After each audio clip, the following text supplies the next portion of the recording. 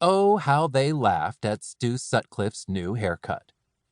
Poor Stu had put aside his painting career in Liverpool to live in the most wretched corner of Hamburg, Germany, and play bass guitar in his mate's rock and roll cover band with a silly pun-based name, the Beatles. And now, those very Beatles, 4 Gene Vincent clones in pompadours held aloft with copious dollops of Brill cream, were berating Stu for switching to a chic Caesar cut, where the bangs fell straight down on his forehead.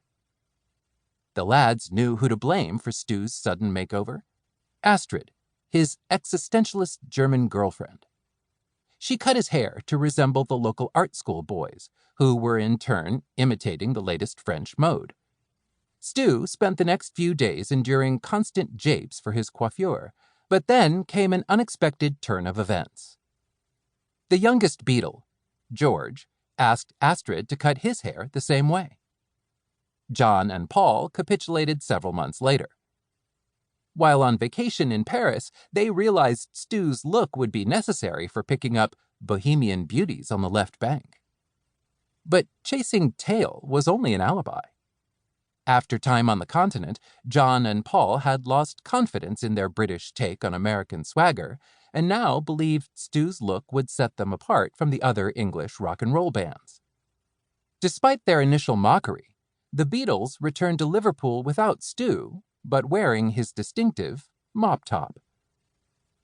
With near baldness being the hairstyling norm for men in England at the time, the Beatles' bangs loomed large in their legend. The New York Times' first ever article about the group reported from the United Kingdom, "One shake of the bushy fringe of their identical mop-like haircuts is enough to start a riot in any theater where they are appearing." While young women loved the Beatles' hair, British adults found it unsightly, unsafe, unruly, and unclean. Factories suspended young apprentices who dared to show up in a mop top.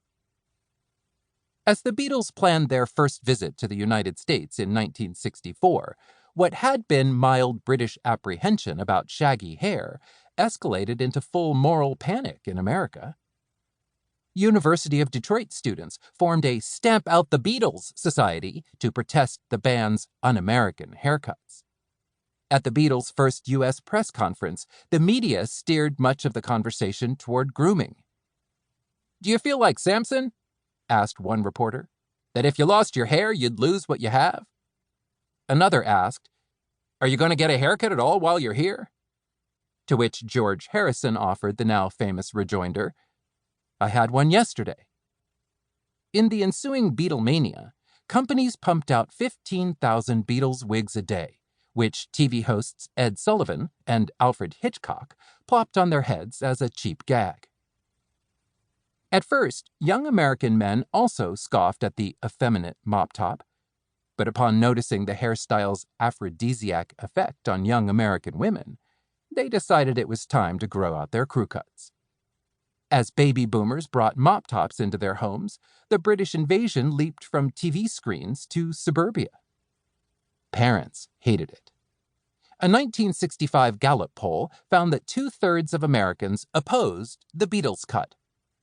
The eventual middle-class acceptance of longer hair on men came, argued LSD guru Timothy Leary, only with the primetime television debut of The Monkees, an American clone of the Fab Four with no controversy, no protest, no thinking strange, unique thoughts, no offending mom and dad and the advertisers.